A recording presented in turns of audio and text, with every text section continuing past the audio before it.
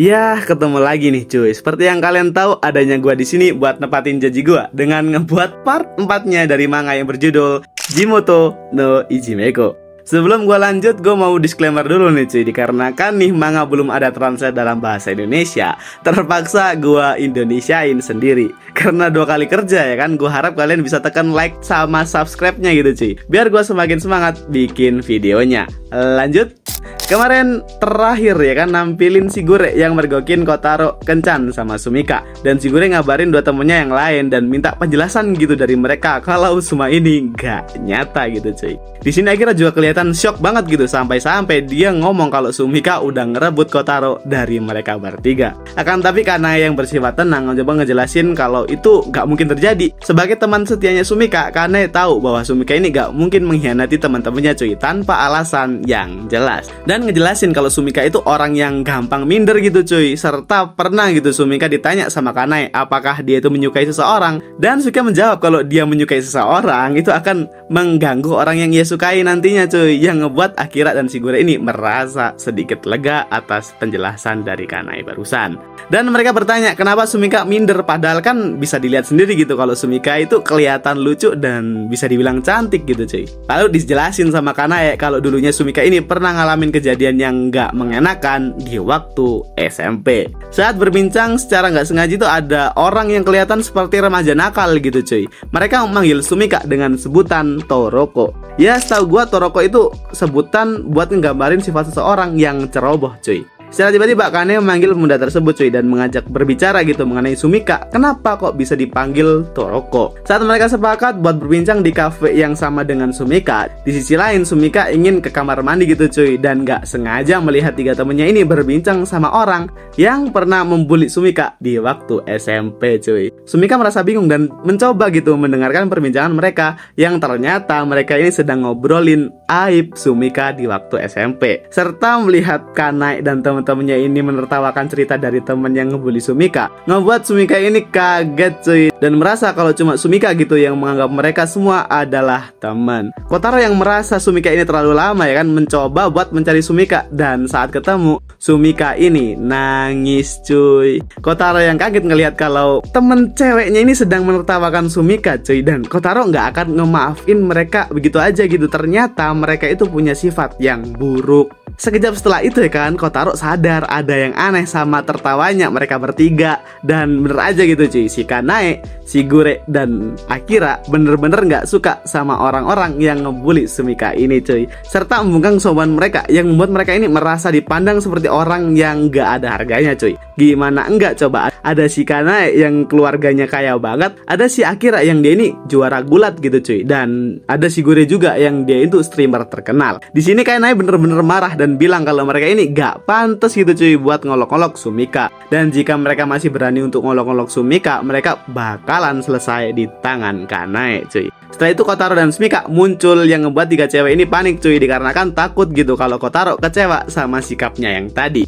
Kotaro malah bangga gitu sama sifat mereka bertiga, serta bilang kalau Kotaro itu menyukai hal itu. Di sini giliran Sumika gitu yang disuruh ngungkapin perasaannya. Dengan dukungan Kotaro dan teman-temannya, Sumika akhirnya bisa lega gitu ngungkapin apa yang ia rasain cuy. Keesokan harinya Shigure dan Kane keluar bersama Kotaro buat pergi karaoke cuy. Di sini akhirnya nggak ada ya kan, dikarenakan ada latihan gitu, jadi nggak bisa ikut. Dikarenakan ini pertama kalinya mereka berkaraoke, yang akhirnya menentukan penalti gitu. Jadi yang kalah harus memakai pakaian cosplay yang disediakan dan harus menerima pesanan menggunakan baju cosplay tersebut cuy. Diawali dengan Kotaro yang bernyanyi J-pop ya kan, yang meraih skor tinggi gitu cuy dengan skor 95. Dilanjut dengan Shigure yang bernyanyi rock yang akhirnya mendapat nilai 97, dan yang terakhir Kanae yang seperti artis meraih poin 97 juga cuy. Si Kotaro yang awalnya kalah ini berakhir menggunakan seragam pelayan cuy, serta harus pergi mengambil pesanan.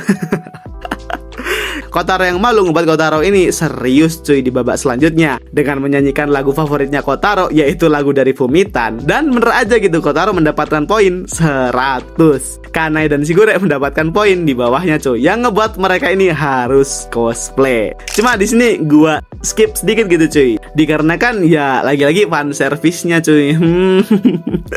Tapi tenang aja, gue kasih gambaran sedikit gitu buat fan service-nya cuy. Bahkan pelayannya aja sampai kaget. Keesokan harinya pas pulang sekolah, Kotaro diajak Akira gitu buat karaoke, dikarenakan kemarin Akira nggak ikut cuy, ngebuat Akira ini merasa iri gitu sama teman-temannya dan menganggap kalau itu semua nggak adil. Akan tapi Kotaro yang menolaknya ngebuat Akira ini sedikit memaksa gitu, dikarenakan cuaca sedang hujan, ngebuat Akira ini tergelincir dan jatuh cuy. Yang ngebuat pakaian dari Akira ini basah, dikarenakan kaki Akira yang sedikit luka, ngebuat Kotaro ini mengajaknya untuk ke rumahnya dahulu cuy. Saat tiba di rumah, di sini gak ada jawaban dari ibu Kotaro gitu cuy, yang ngebuat Akira berpikir kalau dia itu berduaan sama Kotaro. Di sini Kotaro ngobatin luka Akira sekaligus nyuruh mandi, dikarenakan Akira ini basah kuyup gitu cuy. Untuk scene mandi Akira gua skip juga cuy. Jadi kan kalian. Saat setelah mandi ya kan, si Akira sengaja gitu langsung keluar gitu cuy, dengan menggunakan pakaian seadanya. Bukannya dilihat sama Kotaro, malah dilihat sama ibunya gitu. Si Akira merasa malu gitu, serta ibunya ngejelasin kalau Kotaro pergi ke sekolahnya lagi dikarenakan ada barang yang ketinggalan. Dan disinilah cuy, Akira kena sidang sama calon mertuanya. Di sini Akira ditanya tentang hubungannya sama Kotaro saat di SD dulu cuy. Yang kalian tahu sendiri kalau Akira ini sering ngebully Kotaro. Semakin dipojokin oleh ibunya Kotaro, Akira panik dan secara spontan dia ini menangis gitu cuy, dengan bilang kalau dia itu minta maaf dan bilang kalau dia itu menyukai Kotaro cuy. Di sini ibu Kotaro kaget ya kan, dan bilang kalau dia gak bermaksud menyalahkan Akira, dikarenakan Akira yang sensitif. Di sini ibunya Kotaro nyeritain tentang masa kecil Kotaro cuy, yang bercerita gitu kalau Kotaro ditinggal ayahnya saat masih kecil. Dikarenakan ibunya ini sibuk bekerja, jadi nggak ada waktu gitu buat nemenin Kotaro. Suatu ketika saat Kotaro pulang dengan keadaan nggak mengenakan pakaian ya kan, bukannya Kotaro sedih, akan tapi Kotaro ini merasa bahagia gitu dan menceritakan kejadian tersebut kepada ibunya dengan wajah yang sangat bahagia. Di sini ibunya Kotaro berterima kasih sama Akira dan sadar kalau Akira melakukan hukuman itu dikarenakan menyukai Kotaro cuy. Ya walaupun pemahaman ibunya Kotaro ini agak melenceng ke hal yang gitulah cuy. Pembicaraan mereka terus berlanjut cuy sampai Kotaro pulang. Di sini bisa kita lihat kalau Akira udah dapat restu dari ibu Kotaro cuy, dengan memanggilnya sebagai ibu mertua. Kotaro yang nggak tahu apa-apa kaget gitu kalau Akira dengan ibunya bisa seakrab itu cuy. Keesokan harinya ditampilin kalau sekolahnya mengadakan tur gitu cuy ke sebuah gunung, dikarenakan udah masuk waktu istirahat makan siang. Secara kebetulan Kanae dan Sumika dalam satu kelompok gitu yang sama bareng Kotaro. Di sini Kotaro dan temannya memasak nasi dan yang membuat kari adalah Kanae dan Sumika. Saat Kanae mengambil bahan buat masak kari, ia mendengar Kotaro ini berbincang sama temennya. Yang Kotaro ditanya gitu, milih siapa antara Kanae, Shigure, dan Akira. Kotaro yang kaget mencoba ngejelasin kalau mereka semua itu sadis cuy, dan bilang kalau walaupun dunia ini kebalik sekalipun, Kotaro nggak bakalan melihat mereka dengan pandangan cinta cuy. Yang membuat teman Kotaro ini menganggap kalau Kotaro ini suka sesama laki cuy. Akan tapi Kotaro bilang jika berbincang tentang perempuan, Sumika lah yang Kotaro pandang, karena dia nggak mengganggunya serta dia adalah gadis yang baik. Karena yang mendengar hal itu merasa frustasi gitu cuy. Padahal pembicaraan Kotaro belum selesai sampai situ aja gitu. Kotaro ini cuma menganggap Sumika sebagai teman, dan dia menegaskan kalau dia itu cuma cinta sama Fumitan. Akan tetapi karena yang udah terlanjur salah paham, terlihat sedih dan sedikit depresi gitu cuy. Udah depresi dateng Sumika yang membawa kari yang kelihatannya nggak seperti makanan manusia gitu cuy. Bisa dilihat gitu dari ekspresi Kanae. Dan ya mereka berakhir makan makanan yang dibuat oleh Sumika cuy. Dilanjut saat tur gak lengkap ya kan, tanpa adanya pembandian air panas buat para cewek. Dan ya lagi-lagi ini fan service ya cuy, jadi bakalan gua cepetin gitu. Sabar ya, gak boleh iri. Singkat cerita, Kanae keluar terlebih dahulu cuy dan terlihat murung karena kejadian tadi. Di sini ditanya sama Sumika apakah dia baik-baik aja gitu, dan dijawab kalau Kanae nggak apa-apa cuy. Dan Kanae udah ngebulitin tekad kalau dia ini akan ngungkapin perasaannya kepada Kotaro. Waduh, si Kanae nggak mau kalah nih cuy.